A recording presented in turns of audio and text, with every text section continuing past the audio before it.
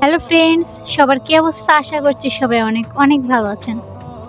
আমরা অনেকে কিন্তু ভিডিও এডিটিং করি। ভিডিও এডিটিং করার পরে কিন্তু ভুলবশত ভিডিওটা কেটে যায়। নতুন করে আবার শুরু করা সেটাও সম্ভব না। সো আমরা অনেকে কিন্তু একটু আপসেট হয়ে পড়ি যে কী করব এখন। সো তাদের জন্য আজকে আমি একটা অসাধারণ একটা ভিডিও নিয়ে হাজির হলাম, যেটা হচ্ছে একদম ম্যাজিকের মতো। আপনার এডিট করা যদি ভিডিও ডিলিট হয়ে যায় তাহলে সেই ভিডিওটা আপনি ফিরিয়ে আনতে পারবেন।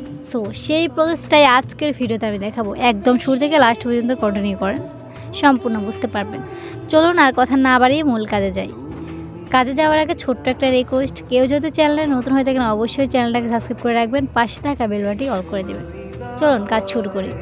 তো শুরুতে আপনি চলে আসবেন ক্যাপকাট অ্যাপ্লিকেশন। এখানে আসার পরে আপনি যখন ভিডিও এডিটিং করবেন অবশ্যই এডিটিং করার পর এটা কিন্তু এই প্রজেক্টটা এখানে চলে আসবে। ওকে, যতগুলো ভিডিও এডিটিং করবে এখানে চলে আসবে। এখন আমি আপনাদেরকে দেখাবো আমি একটা ভিডিও ডিলিট করে দেব। ওকে, আমি এখানে মুভ টু ট্রাশে টাচ করে দিলাম, এটা ডিলিট করে দিয়েছি আমি। এখন এই ভিডিওটা আমি কীভাবে ফিরিয়ে আনবো? ফিরিয়ে আনার জন্য আমাদেরকে একটা কাজ করতে হবে। এখানে দেখতে পাচ্ছেন এই যে ল্যাবরেটরি, এখানে টাচ করে দেবেন।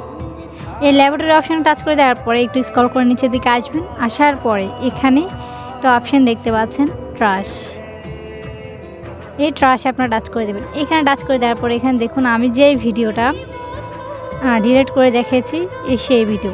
এখন এই ভিডিওটা আমি এখন ফিরিয়ে আনবো। এখন আনার জন্য কী করতে হবে? দেখতে পাচ্ছেন এই যে থ্রি ডট, এখানে টাচ করে দেবেন। থ্রি ডট টাচ করার পরে দেখতে পাচ্ছেন এই যে রিস্টোরি, এখানে টাচ করে দেবেন। এখানে টাচ করে দেওয়ার পরে এটা কিন্তু এখন আমি ব্যাগে চলে যাব, এটা কিন্তু আবার আগের জায়গায় চলে আসছে।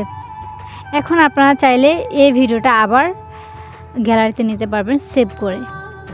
তো এভাবে আপনারা চাইলে যে কোনো ডিলিট হওয়া ভিডিও আপনি ফিরিয়ে আনতে পারবেন।